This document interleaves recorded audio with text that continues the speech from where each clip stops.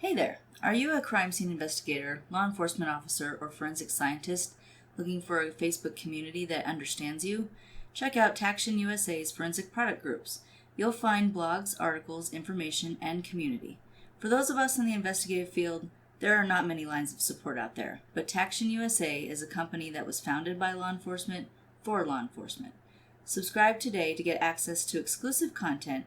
Just look for Taction USA in Facebook groups.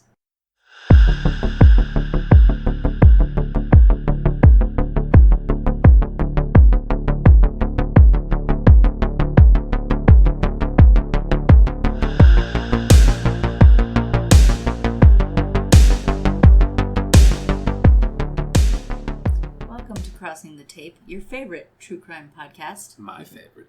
Mine too. As always, we're your hosts, Hillary And Brendan.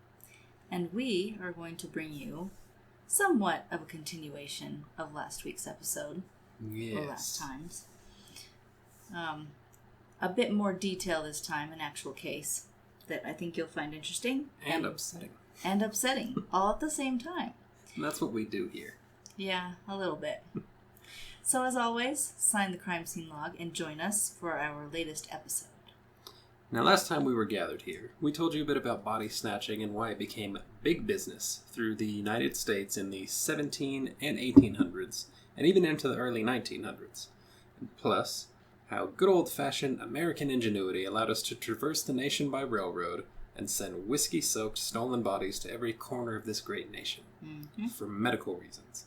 Right. And we left you with the story of Grandison Harris, who kept the Medical College of Georgia well stocked with bodies by scavenging poor and black cemeteries.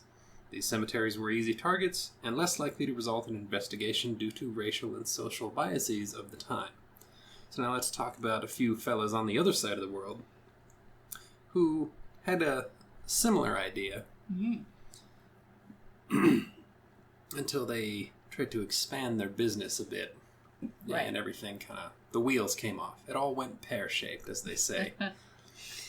Now, around the turn of the 19th century, a pair of Williams left Ireland and moved to Edinburgh, Scotland, chasing jobs on the Union Canal.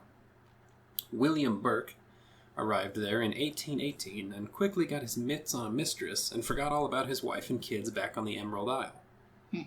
How nice. Nope. Around 1820... that won't do. No. Around 1826, William Hare was living in Edinburgh and got close to his landlord, Margaret Laird, once she became a widower. She would soon become known as Margaret Hare, although the pair may not have ever actually married. She was considered his wife. Margaret ran a boarding house, and Hare took over the late husband's part of the business. In 1827, just down the street from Hare, Helen McDougall, the mistress, and William Burke moved in. Burke and Hare eventually met and bonded over their Irishness and such. They were fast friends, and they enjoyed a bit of hard drinking alongside their significant others. And boy, did they. Yeah. In late November of 1827, tragedy struck and opportunity knocked when one of Hare's tenants, a gentleman named Old Donald, affectionately, I don't think his name was Old Donald. I don't think so, But he that's was all I old saw and he was too. a Donald, Yeah. so... he passed away. His death was of natural causes, dropsy to be precise, but he still owed £4 rent money. Old Donald had an army pension, but that wasn't set to pay out again until the end of the quarter, and without Old Donald around to collect his money, Hare felt a bit cheated. So being late on your rent is one thing, but being late on your rent because you're late is just unacceptable. See, that right there. That was the beginning of the end. But they went, the dead guy owes us $4. Yeah. Well, it's more than £4. $4. Yeah. Yeah, in 1827 money. Yeah. £4 is a lot more than that. But still, if that's your reasoning, like, well, the dead guy owes me money. Oh, he didn't die on purpose. Now, when I first started reading about this, I expected a little bit of a Mrs. Doubtfire situation. When, like, well, Old Donald, the pension, his army pension's not going to pay out unless he goes to collect. Right. I was expecting someone to to put dress on up a beard and a wig and right. dress up like an old man to go pick up his it money. goes much further. But no, that would have been too easy. Yeah, that would have been okay. It would have been fraud, which is much less than what else we end up with. So angry because he would never be paid, Hare developed a plan along with Burke. The local church had purchased a coffin for Donald and had it delivered to Hare's boarding house, and Donald was placed inside, and representatives from the church would soon come by to collect the coffin for a proper burial service. A little backstory here. Back in 1823, a change to the Scottish death penalty resulted in far less crimes being punished by death. And also at the time, the only bodies that were available to medical schools were those of condemned criminals. Mm-hmm. So that supply drastically shrank when that new death penalty standard kind of eased things up for the criminals. Right. And grave robbing, therefore, was on the rise in Scotland, with some handsome fees being paid by universities in exchange for cadavers. Similar to what we saw in the U.S., that if someone's sentenced to death, they can become scientific dissection. Right. But otherwise, there's no legal way to get a body. But they got them. Burke and Hare knew of this underground trade. They'd at least heard of it and decided, well, we could try something like that. The men removed old Donald's body from the coffin and weighed it down with tanning bark. After the church collected the coffin, the Irish pals took the body to Edinburgh University. There they met with renowned anatomist Robert Knox, who offered them the price of £7 for old Donald's corpse, which is about £610 or $775 American dollars in modern money. So $775 for old Donald. Back then would go a long way. Right. Burke and Hare were thanked for their generous contributions to medical science and told, please return should you have another subject for dissection on your hands. And of course, because it was such easy money, they decided to keep the scheme in their back pocket. In early 1828, another tenant of Hare's named Joseph was ill, and they decided, well, we'll pull the same scheme, except they didn't want to wait. Yeah, Joseph, he may have gone naturally, he may have gone better, but they said, well, that could take ages. Yeah, that's going to take too long. Time is money. So Burke and Hare, they filled Joseph with whiskey and restrained him before covering his nose and mouth with a pillow until he suffocated. And that became their favorite method of killing, and even earned the disgusting name of Burking. Yeah. After William Burke. When I read that, I thought that was pretty gross. Yeah, that's become the slang term. When you suffocate someone, that's Burking. Burking. Woof. Yeah. And they preferred that manner because they're smart, they're good guys. They knew that way the body's not damaged from bludgeoning, stabbing, strangulation, and the students can learn from a nice, clean, undamaged, pristine body, rather than some sort of heat. So they're thoughtful. Awfully courteous they were. Joseph's body was also taken to Dr. Knox, who forked over a whopping £10, which translates to $1,100 US today. Wow. Yeah. And again, back then, I mean, that would go a long way. Right. There were, I believe, one of the, either Burke or Hare, whatever job they were doing on the canal, they would earn about £1 a week. Yes. So making £10 in one shot, that's many weeks' pay. Right. Soon, a traveling salesman booked a room at the boarding house, and unfortunately he fell ill with jaundice. Now, I don't think jaundice is fatal. Generally. Not. Maybe back then, maybe with and I think it has medicine of the time. Well, it has underlying causes. Mm-hmm. It's usually like liver damage or something. Yeah. That was all that Burke and Hare needed to hear. Oh, jaundice. Well, come here and have a drink. And they restrained him, suffocated him, transported him, sold him for another £10. Jeez. So the money's stacking up, and so are the bodies. Yeah. Sickly people staying at the boarding house wasn't actually common, though, and having 3 such people stay there back to back was a bit of a fluke. But that didn't keep the Williams from running their new business. Because next, an older woman named Abigail Simpson traveled to and from Edinburgh to sell salt as a retirement job.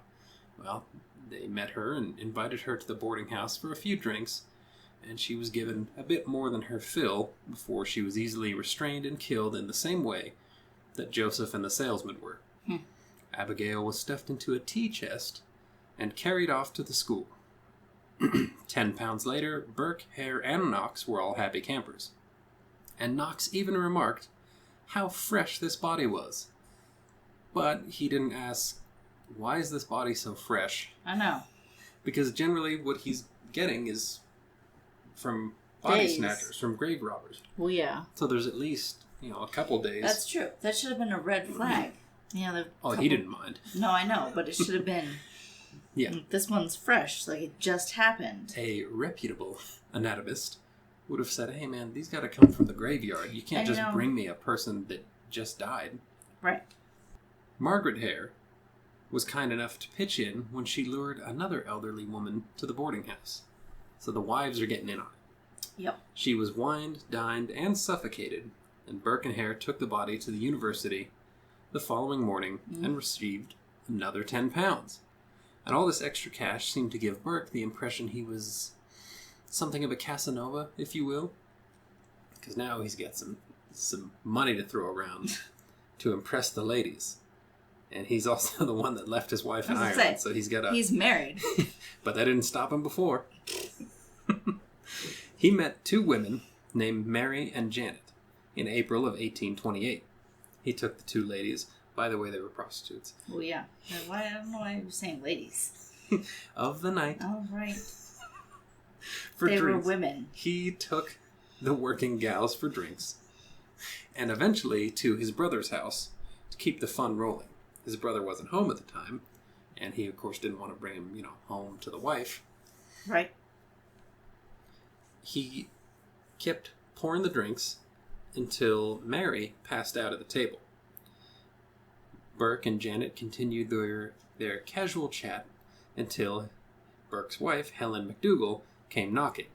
When she saw the scene before her, she accused Burke of having an affair, and the pair argued until Burke lobbed a glass at Helen, breaking it over her face, because he's a bit of a hothead. Mm-hmm. She ran, bleeding, to fetch Hare and Margaret, and soon all 4 of them were arguing over a passed-out Mary. Janet slipped away amid the commotion because she was a lady of class and wanted nothing to do with a married man. That's what she said. Mm-hmm. Eventually, Burke and Hare forced their wives out of the room and locked them outside. They said, you know what? We can't deal with all the anger over the infidelity. Let's set them aside, and you and me, we'll figure out a plan. They looked over all their lemons and decided to make some lemonade. Mary, passed out, was easily suffocated and stuffed in a tea chest and carried to Dr. Knox. He was informed, oh, this poor young lady here, man, she drank herself to death just a little while ago. And 8 pounds was the price for the troubled young lady with the drinking problem. But Helen McDougall kept the girl's petticoat and skirt as an apology for her husband's indiscretions. So she was over it once he came. Hey, here's a few dollars. Here's a few pounds and some clothes. So just forget everything. That girl, she meant nothing to me. I already killed her and sold her body. Ooh. Yeah. I don't think that'd be my reaction. No. You have so many questions. I'd have a lot more words. And papers. And papers. Yeah, papers. Now, there may or may not have been infidelity there. We don't know how far the trio got before all the shouting. But that was the least of the problems for Burke and Hare, as they became increasingly careless. Before we tell you about that, we want to give you a good word from our friends at NIDA. If you are looking for a career change or to expand your knowledge in an already established one, look no further than the National Investigative Training Academy. The National Investigative Training Academy, or NITA, N-I-T-A, has well over 100 courses with 70 professional development ones alone. NITA is constantly adding to their course catalog, and courses are focused on private investigation and security fields. Whether you would like to become a private investigator or you need continuing education for your investigative or security career, the National Investigative Training Academy is for you. All courses offered are 100% online and do at your own pace. Once completed, you will receive a certificate in that course. Sign up today at investigativeacademy.com. Make sure when you sign up for your courses, you mention we sent you there. We encourage you to get the best investigative and security training possible today. When you sign up, mention our brand ambassador code, BA2367. That's BA2367, and you can find those courses at investigativeacademy.com. Look for links in our show notes as well. Later in the year of 1828, a woman named Haldane stayed at the Hare Lodge, and she just so happened to be served whiskey until she passed out. Like some others. She suffered the same fate as many other lodgers, and Burke and Hare had a bit more cash in pocket. Who would have guessed? Ms. Haldane's daughter arrived months later and also stayed in the boarding house. This time, Burke took it upon himself to get the woman drunk and suffocate her. He placed her in a tea chest, and he took her to Knox, where he received 8 pounds without Hare. That son of a gun. I knew he was a scoundrel. But cutting your partner out? Yeah. In May of 1828, Burke killed another elderly female lodger without Hare, and this time he made 10 pounds on his own. So that's Burke with 18 pounds sans Hare. Right. Keep that in mind. A local vagrant named Effie was lured by the prospect of booze into the boarding house stables, and once Burke got her good and drunk, he and Hare killed her, and she eventually fetched them 10 pounds. Another drunk woman soon got the same treatment when Burke offered to walk her home. That one's extra awful. Yeah. She was actually being walked home by a constable, and Burke came up and went, "Hey, here, I'll take her home. I live right around the corner from her." And the constable went, "Oh, that's fine." And then they killed her. Jeez. Yeah. Took her right off the officer's hands. "You have a good night," and went and killed her. She ended up at the Hare residence as well, and Dr. Knox had another cadaver in short order. Next, an elderly woman and her grandson, who stayed at the boarding house. They fetched 10 pounds each after, get this, the grandmother was drugged till she overdosed with painkillers, and the boy had his back broken over Hare's knee. I know. Woof. So they went from drunken suffocation to give Granny a bunch of drugs and we'll just kill the kid. Just brutally murder the kid violently. I know. That one made me sad. Yeah. Burke and Hare had a brief spat after Burke and Helen left town to visit family, and then they returned, finding Hare with some fancy new clothes while they were short on money. So Burke and Helen had to tighten their belt, they pawned a few things, and they were short on cash. And that's despite Burke making 18 pounds on his own without Hare. And then he comes back and sees Hare is living the high life. And he thinks, well, you must have gone out on your own here. Even though that's exactly what he did. Burke had done. These guys are untrustworthy. Yeah. To say the least. Yeah. Well, and Burke went to Dr. Knox and asked him, and he confirmed, "Oh yeah, Hare came down here with a woman's body, and I gave him 8 pounds. So he made 8 on his own. Yeah. Burke made 18, and he's hassling Hare about it. Burke decided he would open his own boarding house because of this argument, just a few streets away. And by September of 1828, the boys were back at it, running separate boarding houses, but back to their old business. So they figured, well, we can fight or we can make money. Right. At Burke's boarding house, the washerwoman by the name of Ostler arrived to do the laundry, but she ended up getting laundered herself for 8 pounds after the pair got her drunk and suffocated her, in the traditional fashion. Next, one of Helen's relatives, so nothing sacred, even family, her relative Anne stopped in for a stay and found out she could check in anytime she likes, but she could never leave. So goes the song. Yes. Do you know that's actually about Burke and Hare? No, it's not. I know. But 10 pounds was the price for Anne. And by this point, a few of the victims had been recognized by Dr. Knox's students, particularly the prostitutes. Yeah. They said, I know that girl. And Dr. Knox was quick to tell them, no, you're mistaken. Don't worry. Big trouble came, though, when Burke and Hare set their sights on Daft Jamie, a local man named James, who was well known as a children's entertainer and for his distinctive walk caused by his deformed feet. So the people had lovingly called him Daft Jamie for his silly walk. But he was well known and liked. Yeah. Well, Daft Jamie was lured to the Hare boarding house to have a nice beverage with Burke and Hare. And with a bit of whiskey on board, the killers jumped on Jamie. But he wasn't as drunk as they expected, because Jamie was more of a chewing tobacco man than a whiskey man, so he didn't drink quite as much as they thought. And so, when they jumped on him, he actually put up quite the fight. Good. He was eventually overpowered and suffocated, but he did knock Burke and Hare around quite a bit. And so, Black and Blue, they took Jamie to Dr. Knox, and Dr. Knox's students, of course, recognized Jamie and his distinctive feet. Yeah, he's like a local celebrity. Yeah. And he's got the clear deformity that everyone knows. So that's not going to be that's not going to be a secret, and then they're going to think, well, what happened to him? Yeah.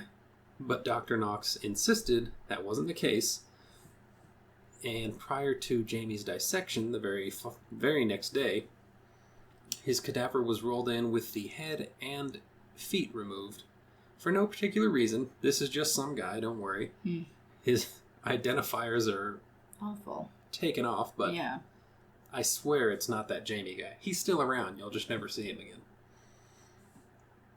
As suspicions grew about how these two guys were obtaining the bodies of people who weren't known to have actually died, they were still interested in making some cash. I'm surprised it took them that long. Yeah, everything here happens from November of 1827 to November of 1828. And so it took them quite a few people they racked up. Well, yeah, that's my point. Is it took them a long time, society, I guess, to say, hey, we know these people. I don't think they were sick. And I'm sure other cadavers have been recognized. Yeah. It's like, oh, that was, old Mr. Whatever. Right. Word got around town that he died in his sleep yesterday. Right. So it's no surprise when a grave robber or body snatcher brings that guy here. But now they're seeing people like, dude, I just saw him this morning. Yeah. How is this possible? Now, on Halloween night, fitting, 1828, Burke, Hare, Helen, and Margaret found themselves drinking with a woman named Margaret Doherty at the Burke residence. Doherty had been lured there because she was Irish and therefore must be related to Burke's mother, which is what he told her. He said, oh, Doherty, yeah, I've got a few of them.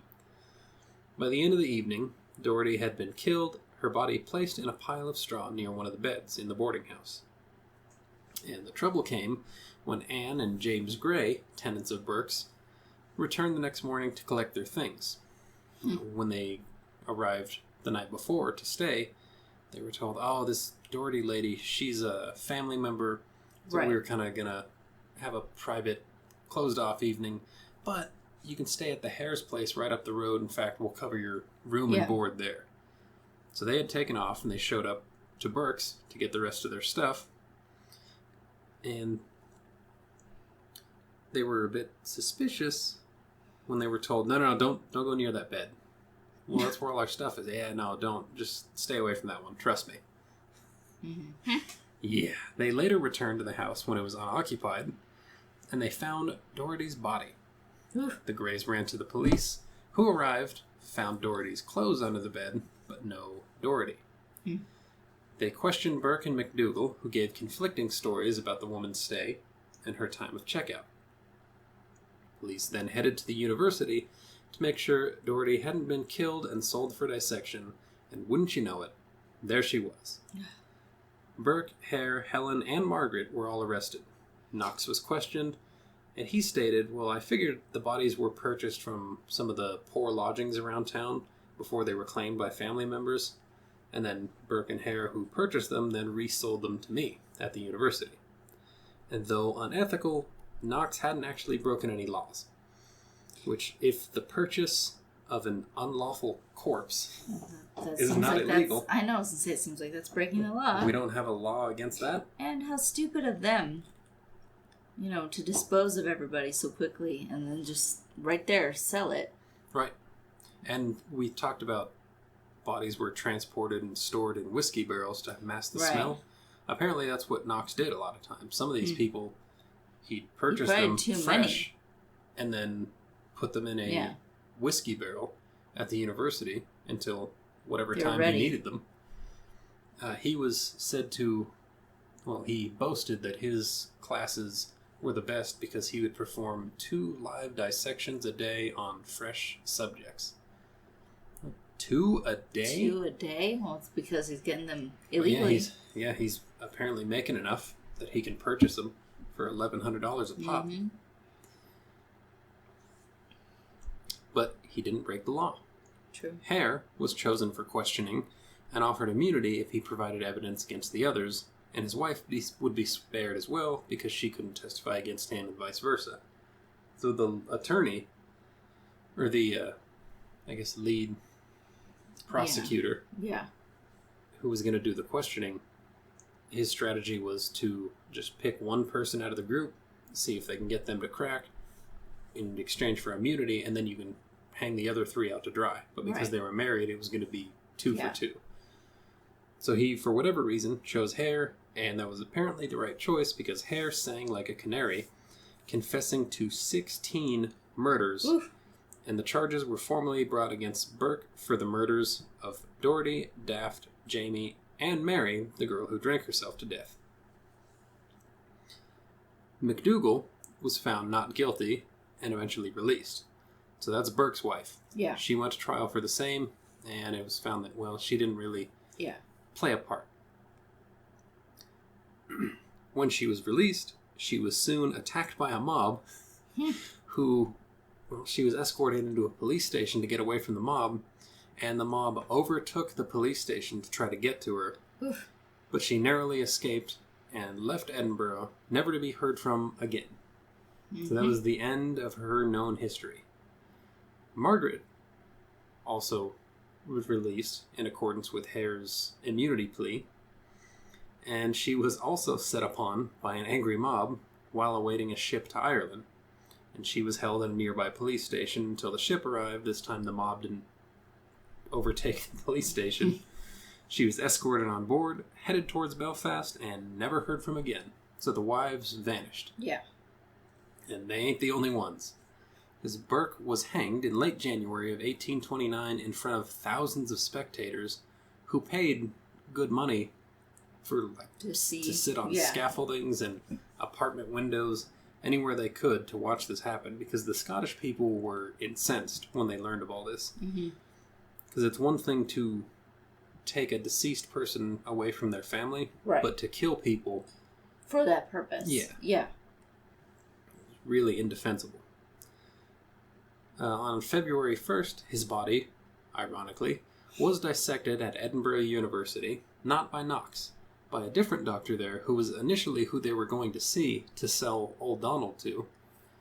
But someone pointed them in the direction of Knox, and that's how this whole thing came about. Wow. So the doctor who had not been buying all the bodies performed the dissection, and guess what? A mob formed, and a riot ensued when only a limited number of students were allowed entry. Eventually, they got the crowd to calm down when the doctor said, all right, 50 of you at a time can walk through and see the body dissected. So they had to wait there all day, walking groups through like it's a tour. Jeez. So they could see this horrible man dead and mutilated, because that's what he deserved. So we have the wives being released. He's not mutilated. He's dissected. No, dissected. But in parts. Yeah. At least. I guess that was good enough for the people. Yeah.